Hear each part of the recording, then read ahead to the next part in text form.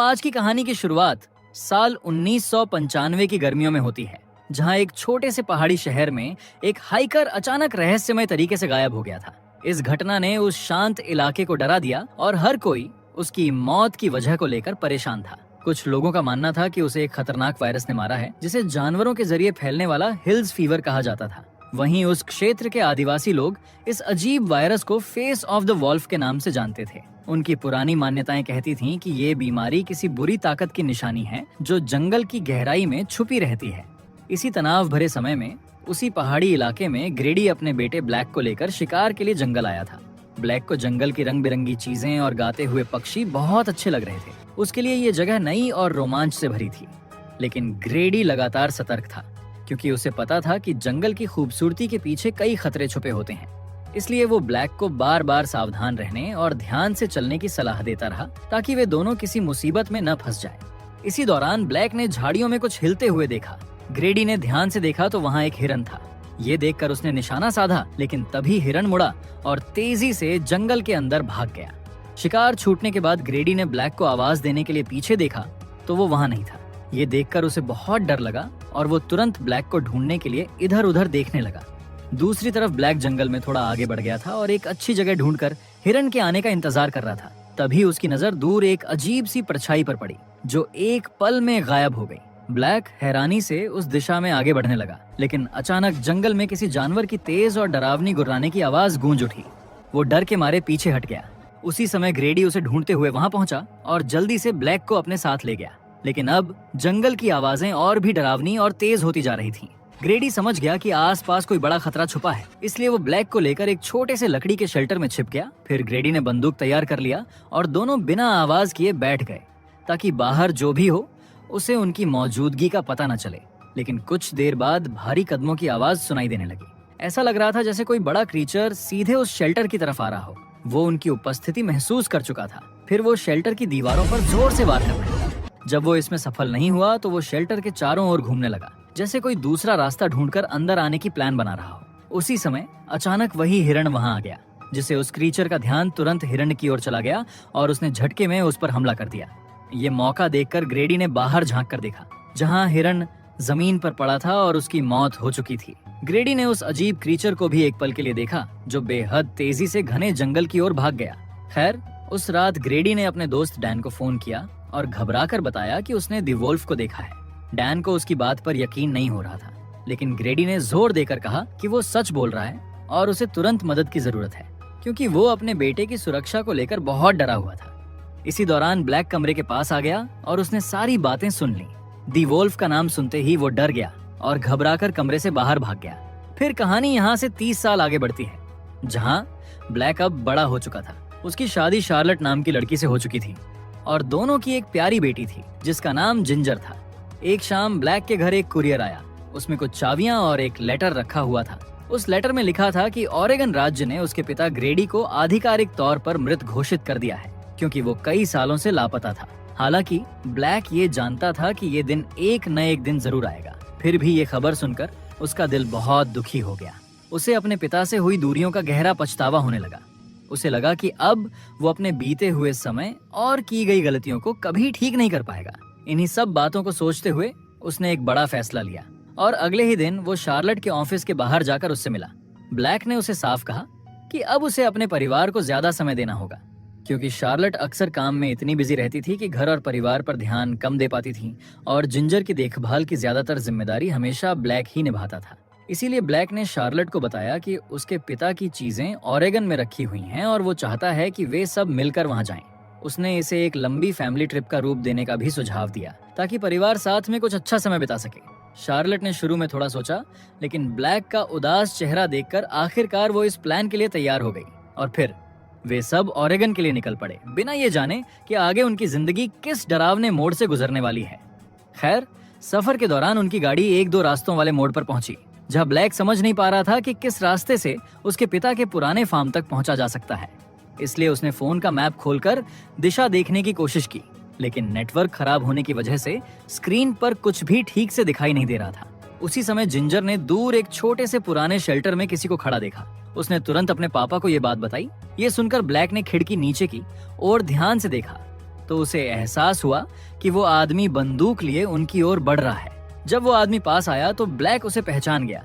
वो डेरेक था, उसके पिता ग्रेडी के दोस्त डैन का बेटा और ब्लैक का बचपन का दोस्त। ब्लैक ने उससे पूछा कि इस इलाके में अब इतने कम लोग क्यों दिखाई देते हैं और उसके पिता के पुराने फार्म तक जाने का रास्ता कौन सा है, जिस पर डेरेक ने बताया कि अब यहाँ बहुत कम लोग रह गए हैं और ग्रेडी के फार्म तक जाने वाला पुराना रास्ता काफी समय पहले बंद कर दिया गया है। इसलिए उसने उनकी मदद करने का फैसला किया और खुद ही उनके साथ ट्रक में बैठ गया। अब सूरज ढल रहा था और चारों तरफ जंगल की खामोशी बढ़ती जा रही थी। माहौल हल्का करने के लिए डेरेक ने ब्लैक से उसकी शहर वाली जिंदगी के बारे में पूछा।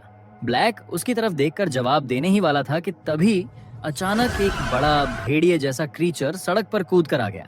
ब्लैक ने तुरंत ट्रक मोड़कर उसे टक्कर से बचाने की कोशिश की, लेकिन गाड़ी फिसल गई और सड़क के किनारे एक गहरे गड्ढे में जा टकराई। टक्कर के बाद जब ब्लैक को होश आया तो उसने पहले शार्लेट और जिंजर को देखा, जहां दोनों होश में और सुरक्षित थे। डेरेक भी ठीक था, लेकिन डर के कारण वो जल्दी से बाहर निकलना चाहता था। जैसे ही उसने दरवाजा खोला, संतुलन बिगड़ने से वो जमीन पर गिर पड़ा। ये देखकर ब्लैक ने शार्लेट और जिंजर को खिड़की से बाहर निकलने को कहा। उसी समय आसपास से डरावनी गुर्राने की आवाजें सुनाई देने लगी। ये सुनकर ब्लैक का दिल तेजी से धड़कने लगा। उसने रियर व्यू मिरर में देखा तो कोई चीज बहुत तेजी से उनकी ओर बढ़ती हुई दिखाई दी। वो तुरंत ट्रक का दरवाजा बंद करने लगा। इसी बीच डेरेक जमीन पर गिरा हुआ था और खुद को संभालने की कोशिश कर रहा था। तभी वही वुल्फ लाइक क्रीचर अचानक ट्रक के पास आ गया। उसने अपने तेज पंजों से विंडो पर वार किया और कांच तोड़कर ब्लैक के हाथ पर गहरी चोट पहुंचा दी। ब्लैक अभी समझ भी नहीं पाया था कि क्या हो रहा है। तभी वो क्रिएचर डेरेक पर झपटा और उसे घसीटते हुए अंधेरे जंगल की ओर ले गया। ये सब देखते ही ब्लैक तुरंत ट्रक से बाहर कूद गया। उसने जल्दी से शार्लेट और जिंजर को भी नीचे उतारा और तीनों ग्रेडी के घर की ओर भागने लगे। जितना वे भागते, वो क्रीचर उतना ही करीब आता जाता था। डर के मारे वे अपनी पूरी ताकत से दौड़ते रहे और आखिर में ग्रेडी के घर तक पहुंच गए। फिर उन्होंने तुरंत अंदर जाकर दरवाजा बंद कर लिया और ब्लैक ने पूरी ताकत से उसे पकड़े रखा। कुछ देर तक वो क्रीचर दरवाजा तोड़ने की कोशिश करता रहा, फिर जोर से गरजता हुआ वहां से चला गया। फिर ब्लैक ने फ्लैशलाइट उठाया और बेसमेंट में जाकर जनरेटर चालू कर दिया। बिजली आते ही पुराना हाउस और पूरा फार्म रोशनी से जगमगा उठा। लेकिन जिंजर अब बुरी तरह डर गई थी और वापस अपने घर जाने की जिद करने लगी। लेकिन ब्लैक ने उसे समझाया कि रात में बाहर निकलना बेहद खतरनाक होगा, इसलिए सबको सुबह होने तक यहीं रुकना पड़ेगा। शार्लेट भी इस घटना से घबराई हुई थी। उसने कांपती आवाज में ब्लैक से पूछा कि सड़क पर जो चीज उन पर हमला करके गई वो आखिर में क्या थी। ब्लैक ने गहरी सांस लेते हुए बताया कि वो कोई नॉर्मल जानवर नहीं था। वो एक ऐसा अजीब क्रीचर था जो इंसान की तरह 2 पैरों पर चलता था, लेकिन दिखने में एक भेड़िए जैसा लगता था। ये सब समझाते हुए ब्लैक ने दरवाजे के सामने एक भारी अलमारी खिसका कर लगा दिया। फिर उसने अपने पिता का पुराना रेडियो चालू किया और मदद मंगाने की कोशिश की, लेकिन रेडियो में सिर्फ शोर ही सुनाई दे रहा था। उनकी मदद की पुकार अभी किसी तक नहीं पहुंची थी। इसी बीच ब्लैक को घर में एक अजीब सी गंध महसूस हुई। वो उस गंध का पीछा करते हुए दूसरे कमरे में पहुंचा, जहां एक जगह बहुत सा मांस रखा हुआ था।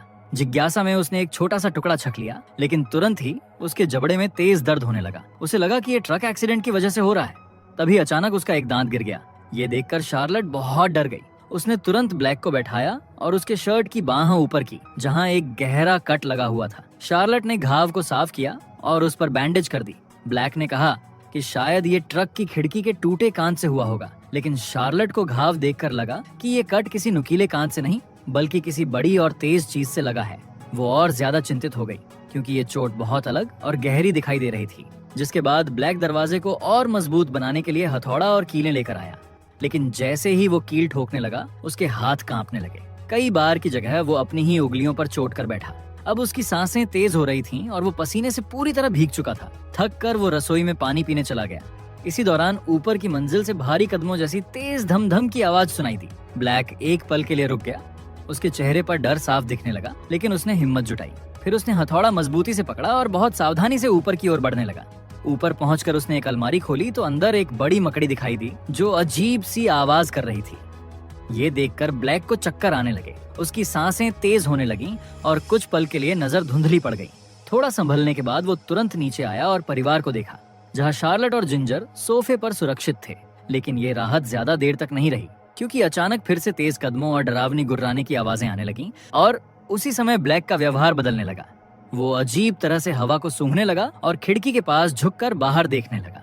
उसकी चाल और हरकतें अब किसी इंसान जैसी नहीं बल्कि एक जानवर जैसी लग रही थीं। ये देखकर शार्लेट और भी ज्यादा डर गई। तभी बाहर से आए उस क्रीचर ने छोटे दरवाजे से ब्लैक का पैर पकड़ लिया और उसे बाहर की तरफ खींचने लगा। ब्लैक दर्द से चिल्ला उठा। तभी शार्लेट ने हिम्मत करके हथौड़ा उठाया और क्रीचर के हाथ पर जोर से मारा, जिसे क्रीचर ब्लैक को छोड़कर पीछे हट गया। लेकिन उसकी वजह से ब्लैक अब बेहोश हो गया था। जब उसकी आंख खुली तो उसने खुद को बहुत कमजोर महसूस किया। फिर भी उसने हिम्मत की और घबराहट में अपने परिवार को आवाज लगाने लगा। तभी उसे बेसमेंट की तरफ से कुछ आवाजें सुनाई दी। वो नीचे गया तो देखा कि जिंजर सो रही थी और शार्लेट पुराने रेडियो से लगातार मदद मांगने की कोशिश कर रही थी, लेकिन रेडियो में सिर्फ शोर ही सुनाई दे रहा था। निराश होकर शार्लेट ने रेडियो गुस्से में नीचे पटक दिया। अब ब्लैक की हालात लगातार खराब होती जा रही थी। उसकी सांसों में अजीब सी खराश थी और वो ठीक से बोल भी नहीं पा रहा था। ये देखकर शार्लेट बुरी तरह घबरा गई थी। उसे समझ नहीं आ रहा था कि ब्लैक की मदद कैसे करे। और तभी ब्लैक की हालात इतनी बिगड़ गई कि डर के कारण उसने खुद को गीला तक कर दिया। इसलिए शार्लेट उसे ऊपर ले गई और उसे बेड पर लेटा दिया। वो बस यही उम्मीद कर रही थी कि सुबह होने तक सब ठीक हो जाए, लेकिन बाहर जंगल में वही खौफनाक चीज उनके आसपास घूम रही थी। अब धीरे धीरे ब्लैक के बाल झड़ने लगे और जब वो कुछ कहने की कोशिश करता तो शब्द उसके मुंह से ठीक से निकल नहीं पाते। इसलिए शार्लेट ने उसे पेन और पेपर दिया ताकि वो अपनी बात लिखकर उसे बता सके। बड़ी मुश्किल से ब्लैक ने एक शब्द लिखा, डाइंग, यानी वो अंदर से मर रहा है। ये पढ़कर शार्लेट का दिल टूट गया, लेकिन उसने धैर्य बनाए रखा और उसे समझाती रही कि वो ठीक हो जाएगा। लेकिन ब्लैक की आंखों में अब एक अजीब सी नीली चमक दिखाई देने लगी थी। उसकी सुनने और समझने की क्षमता भी कम होती जा रही थी। जब उसने जिंजर की तरफ देखा तो उसके हाथ पर खून लगा देखकर वो खुद डर गया। ये देखकर शार्लेट ने जिंजर को दूसरे कमरे में जाकर बैठने को कहा। फिर उसने ब्लैक की बाह से पट्टी हटाई, जहां उसने देखा कि उसका हाथ इंसान जैसा नहीं दिख रहा था। उसकी त्वचा फट रही थी और अंदर कुछ बदलता हुआ दिख रहा था। ये देखकर शार्लेट कांप गई। तभी अचानक ब्लैक वहां से उठकर भागा और अपने ही हाथ पर नुकीले नाखूनों से खरोचने लगा। फिर उसने अपने जख्म को दांतों से काटना शुरू कर दिया। हर बार काटने पर उसके दांत टूटकर गिर रहे थे। ये खौफनाक दृश्य देखकर शार्लेट कुछ सेकंड के लिए वहीं जड़ हो गई। फिर ब्लैक ने खुद को रोक लिया और कुछ पल शार्लेट की तरफ देखा। उसकी आंखों में अब दर्द से ज्यादा एक अजीब सी भूख थी, पर अगले ही क्षण वो मुड़कर वहां से चला गया। शार्लेट ने उसका पीछा करने की कोशिश की, पर वो बहुत परेशान और डरी हुई थी, इसलिए उसने उसे कुछ देर अकेला छोड़ दिया। जिसके बाद शार्लेट ने खिड़की से बाहर देखा, जहां ग्रेडी की पुरानी कार खड़ी नजर आई। ये देखकर उसके मन में एक उम्मीद जागी कि शायद वे यहाँ से निकल सकते हैं। ये समझकर वो तेजी से बेसमेंट में गई और वहां से चाबी और एक अतिरिक्त बैटरी उठा लाई। साथ ही रसोई से एक चाकू भी उठा लिया ताकि वो खुद और बच्चों की रक्षा कर सके। जिसके बाद वो तुरंत ब्लैक और जिंजर को लेकर कार की ओर भागी। ब्लैक बहुत कमजोर हो चुका था, इसलिए शार्लेट ने उसे संभालकर पीछे की सीट पर बैठाया। जैसे ही उसने जिंजर को बैठाया, बाहर से एक भयानक हॉल गूंज उठा। इस आवाज ने उनका डर और भी बढ़ा दिया। फिर भी शार्लेट ने हिम्मत नहीं हारी। उसने बैटरी को कार के इंजन से जोड़ा और कई बार कोशिश करने के बाद आखिर में कार स्टार्ट कर ली। इंजन चालू होते ही उसने बैटरी हटा दी और ड्राइवर सीट पर बैठ गई। उनकी उम्मीद बस बढ़ने ही लगी थी कि तभी अचानक वही भेड़िया जैसा क्रीचर कार के ऊपर कूद पड़ा। उसने विंडशील्ड तोड़कर शार्लेट को पकड़ने की कोशिश की, लेकिन शार्लेट ने चाकू से उसका सामना किया। इससे कुछ पल के लिए उस क्रीचर का ध्यान भटक गया और परिवार कार से बाहर निकलकर भागने में सफल रहा। लेकिन क्रीचर फिर भी उनका पीछा करता रहा और वे भागते भागते एक ग्रीन हाउस की छत पर चढ़ गए। ब्लैक ने नीचे से सीढ़ी हटाकर उस क्रीचर को ऊपर आने से रोक दिया, पर वो क्रीचर ग्रीन हाउस के अंदर घुस गया और नीचे से छत को तोड़ने की कोशिश करने लगा। पूरा ढांचा हिलने लगा और कीलें ढीली पड़ने लगी। फिर क्रीचर ने अपने तेज पंजों से ऊपर तक पहुंचने की कोशिश की। डर के कारण जिंजर अपनी माँ के पास आने लगी। तभी उसका पैर फिसल गया, लेकिन शार्लेट और ब्लैक ने उसे तुरंत पकड़ लिया और गिरने से बचा लिया। अब ब्लैक को समझ आ गया था कि हालात बहुत खतरनाक हो चुकी है और उसके अंदर का बदलता हुआ रूप भी जागने लगा था। उसने जानवरों की तरह जोर से गुर्राया और इशारे से शार्लेट और जिंजर को घर की ओर भागने को कहा। फिर उसने एक लंबी छलांग लगाई और ग्रीन हाउस से नीचे कूद गया। फिर वो क्रीचर का ध्यान अपनी तरफ खींचते हुए जंगल की ओर भागा। शार्लेट और जिंजर ने इस मौके का फायदा उठाया और जल्दी से घर की तरफ दौड़ पड़े। घर पहुंचते ही जिंजर रोने लगी क्योंकि ब्लैक पीछे रह गया था। शार्लेट ने कांपती हुई आवाज में उसे समझाया कि ब्लैक उन्हें बचाने की कोशिश कर रहा है। उसी समय बाहर से डरावनी गुर्राने की आवाज सुनाई दी। शार्लेट ने खिड़की से देखा तो ब्लैक वापस लौट आया था। ये समझकर उसने तुरंत दरवाजा खोलकर उसे अंदर खींच लिया, लेकिन जैसे ही ब्लैक अंदर आया वो जमीन पर गिर पड़ा। उसका शरीर तेजी से बदल रहा था। जिंजर डरते हुए भी उसके पास गई और उसके माथे को छुआ। ब्लैक की आंखों में अब गहरी नीली रोशनी चमक रही थी और वो अपनी ही बेटी की बातें समझने में असमर्थ था। तब अचानक ब्लैक झुक गया और उसके मुंह से बहुत सारा खून बाहर निकलने लगा। उसी पल उसके हाथों के नाखून दर्द के साथ टूटकर गिरने लगे। ये दृश्य देखकर जिंजर चीख पड़ी। शार्लेट ने उसे तुरंत पकड़कर पीछे कर लिया। फिर ब्लैक ने एक भयानक गुर्राहट की और फुर्ती से कूदकर टेबल पर चढ़ गया। अब वो पूरी तरह किसी जंगली जानवर जैसा दिखने लगा था। फिर उसकी नजर शार्लेट से मिली। कुछ पलों के लिए उसकी आंखों में फिर से इंसानियत झलक उठी। उसने खुद को काबू में किया और लड़खड़ाते हुए दरवाजे की ओर बढ़ने लगा। लेकिन जैसे ही दरवाजा खुला, वही भयानक भेड़िया जैसा क्रीचर उस पर टूट पड़ा और ब्लैक को जमीन पर गिरा दिया। वो बार बार ब्लैक पर हमला करता रहा। ये देखकर शार्लेट ने हिम्मत जुटाई। वो दौड़कर उनके पास पहुंची और चाकू उठाकर उस क्रीचर की पीठ में घोंप दी। क्रीचर दर्द से गुर्राया और उसकी नजर शार्लेट और जिंजर की ओर मुड़ गई। हालात को समझकर शार्लेट जल्दी से जिंजर को एक कमरे में ले गई और उसे वहां छिपा दी। इधर ब्लैक ने पूरी ताकत लगाकर उस क्रीचर को रोकने की कोशिश जारी रखी। दोनों एक दूसरे को काटते और चोट पहुंचाते रहे। ब्लैक बहुत कमजोर हो चुका था। अंत में वो थक कर बेहोश होकर गिर पड़ा। फिर उस क्रीचर ने ब्लैक के बेहोश शरीर को हॉलवे की तरफ घसीटना शुरू कर दिया। ये देखकर शार्लेट ने डर और हिम्मत के बीच फैसला लिया। उसने पास रखा लोहे का फायर पोकर उठाया और पूरी ताकत से उस क्रीचर की पीठ पर दे मारा। इस समय ब्लैक ने अपनी बची हुई आखिरी ताकत जुटाई और भेड़िया जैसा क्रीचर पर कूद पड़ा। उसने भेड़िए को जमीन पर गिरा दिया और उसकी गर्दन पर इतनी जोर से काटा कि वो वहीं मर गया। जीत के बाद ब्लैक ने क्रीचर को ध्यान से देखा और उसकी बॉडी पर एक पहचाना सा टैटू पाया। उसे अचानक एहसास हुआ कि वो भेड़िया दरअसल उसका पिता ग्रेडी था, जो सालों पहले लापता होकर वुल्फ मैन बन चुका था। ये सच जानकर ब्लैक का दिल टूट गया। उसका ट्रांसफॉर्मेशन अब पूरी तरह अपने चरम पर पहुंच गया था। वो लड़खड़ाता हुआ घर से बाहर भागा। धीरे धीरे उसके नाखून नुकीले पंजों में बदल गए। उसके पूरे शरीर पर मोटे और सख्त बाल उगाए। उसके दांत लंबे नुकीले फैंक्स में बदल गए। उसकी नजरों में अब सब कुछ साफ दिखने लगा और अब वो पूरी तरह से वुल्फ मैन बन चुका था। घर के अंदर शार्लेट जिंजर को संभाल रही थी कि तभी अचानक लाइट चली गई। शार्लेट ने घबराकर खिड़की से बाहर देखा तो उसे अपना पति वुल्फ मैन के रूप में दिखाई दिया। सुरक्षा के लिए उसने चाकू उठाया और डरावनी आवाजों का पीछा करते हुए ब्लैक को जिंजर के पीछे खड़ा पाया। उसकी नीयत समझ नहीं पाने पर शार्लेट ने उसकी बाहें पर हमला किया ताकि जिंजर को बचा सके। फिर शार्लेट और जिंजर तुरंत बार्न की ओर भाग पड़े। थोड़ी देर बाद ब्लैक बार्न के दरवाजे पर पहुंच गया। उसने लकड़ी तोड़कर अंदर घुसने की कोशिश की। अब वो अंधेरे में भी आसानी से देख सकता था और धीरे धीरे अपने परिवार के करीब पहुंच रहा था। तभी उसका पैर बेयर ट्रैप में फंस गया। ये देखकर शार्लेट और जिंजर वहां से भाग निकले। उन्हें भागते देख ब्लैक ने जाल से निकलने की पूरी कोशिश की, लेकिन जाल बहुत मजबूती से बंद था। गुस्से और दर्द में उसने अपने ही पैर को दांतों से काटकर अलग कर दिया और फिर खून से लथपथ होते हुए भी वो दोबारा उनकी तलाश में पीछे पड़ गया। जंगल में भागते हुए शार्लेट और जिंजर को जमीन पर कुछ दिखाई दिया। पास जाकर देखा तो वो डेरेक का कटा हुआ हाथ था। ये देखकर दोनों डर से कांप उठे। वहीं पास में डेरेक की बंदूक भी पड़ी थी। शार्लेट ने बिना देर किए वो बंदूक उठा ली और दोनों आगे भागकर छोटे शेल्टर में छिप गए।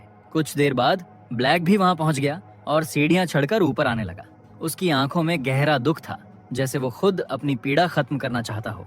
जैसे ही उसने अंदर घुसने की कोशिश की, शार्लेट घबरा गई। डर और दुख के बीच उसने अचानक ट्रिगर दबा दी।